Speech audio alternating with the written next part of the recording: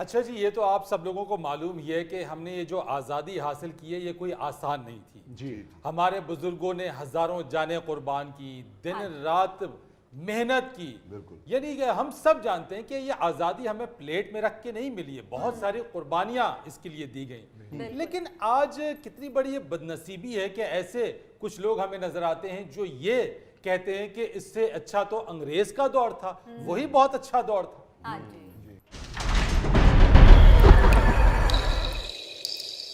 ये कौन साहब है जी?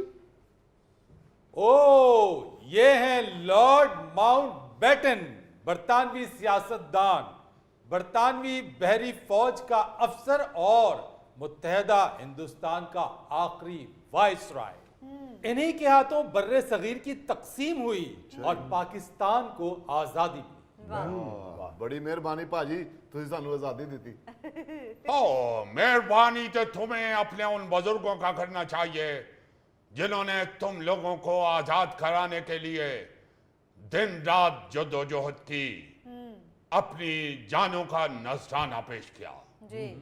मैं तो इसलिए यहां आया हूं कि अगर 76 साल बाद कोई एक आवाज भी ऐसी सुनता हूं कि इससे तो अंग्रेज का दौर अच्छा था, तो यकीन मानो मुझे बड़ा तकलीफ होता है, क्योंकि मैंने तो अपनी आंखों से देखा है कि किस तरह तुम्हारे बुजुर्गों ने अपना खून बहाया तुम लोगों को आजादी देने के लिए, मगर 76 साल हो गए, तुमने कुछ ऐसा भी नहीं किया कि तुम लोग आजादी पे यकजुबान शुक्रगुजार हो जाओ। हाय। मैं जब तुम लोगों को देखता हूं तो याद करता हूं कि तुम्हारे पंजाब का एक कहावत था, जिठों दी खोटी ओठे आन खलोटी। क्या? मगर तुम लोगों का हालत देख के तो सोचता हूं कि जिठे सीख होती ओठे ये कलोटी। लॉर्ड माउंटबेटन साहब, आते ही हम में से कीड़े निकालना ना शुरू कर दें। एक्सक्यूज मी, मैं लॉर्ड मैनू कीड़े कड्डन वाली माई ना बना। हुजूर, कुछ अपने गिरेबान में भी झांकें। मैं तरीजा वाला कुर्ता नहीं पाया होया। तो जनाब, आप ही की गलतियां हैं जिनका खमियाजा आज तक हम भुगत रहे हैं। ये तो तुम लोगों का आदत बन गया हुआ है दूसरे पे मुद्दा डालना।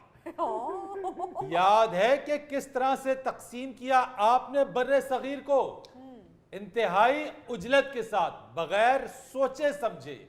यानी ये मैं नहीं कह रहा, ये आप ही के मुसन्निफीन ने अपनी अपनी किताबों में लिखा है कि अगर लॉर्ड माउंटबेटन इसको थोड़ा सा डिले कर देते, इस तकसीम को सोच विचार के साथ अगर ये फैसला करते तो इतना खून खराबा ना होता।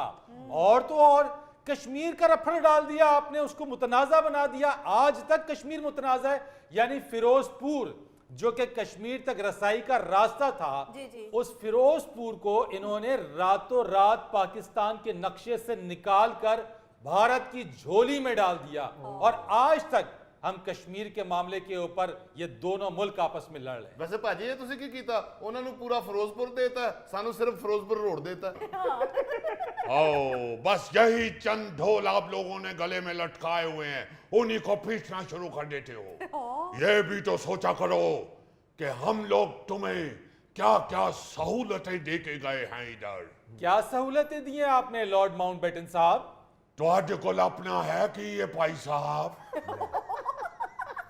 हमसे पहले तुम लोग बैलगाड़ियों पे तजारत करते थे। हमने इधर हिंदुस्तान में 65,000 किलोमीटर लंबा रेलवे ट्रैक लगाया था। आपने उसके बाद सिर्फ डांग के ऊपर गट्टा लगाया है।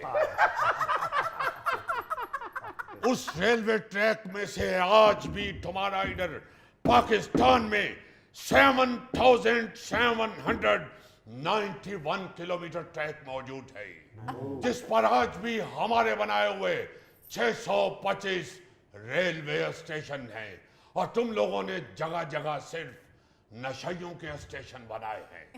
लो, और चाचे, ऐसी भी कोई गल नहीं, साडे शहबाज शरीफ साहब ने ऑरेंज ट्रेन दे 26 स्टेशन बनाए ने। ये वही लड़का है जो आजकल हमारी तरफ ही बैठा हुआ है। इधर बैठ के अभी तक आप लोग 76 साल के बाद भी गुफ्तगू कर रहे हो कि ट्रैक को किस तरह डबल और फास्ट किया जाए। 76 साल बाद हमने जो 65,000 किलोमीटर का ट्रैक बिछाया था वो सिर्फ 3 साल में बिछाया था। अच्छा जी, ओ या, और तुम लोग 3 साल लगा के सिर्फ अपनी छत के ऊपर कबूतरों वाली छतरी बनाते हो।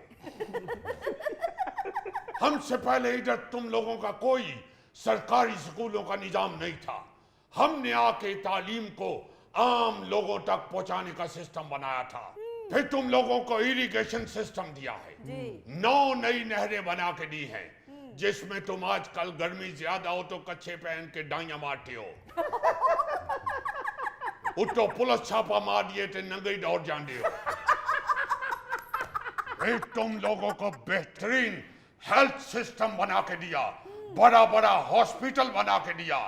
उससे पहले थोड़ी लत टुट जाती सी ते रजाई जो रूह कट के उत्ते रख के अम्मा दा दुपट्टा बन के मंजी ते लम्मे पै जाते थे।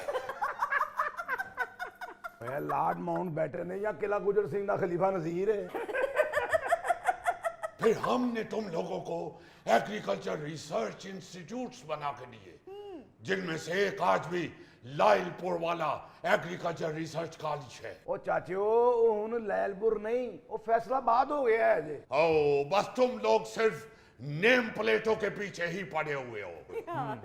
खुदा रा कुछ सोचो, तुम लोगों ने हजारों जाने कुर्बान करके हमसे आजादी हासिल किया था, और आज हालत ये है कि तुम्हारा हर शख्स 50-50 लाख रुपए तक देके वापस हमारा कंट्री में जाना चाहता है।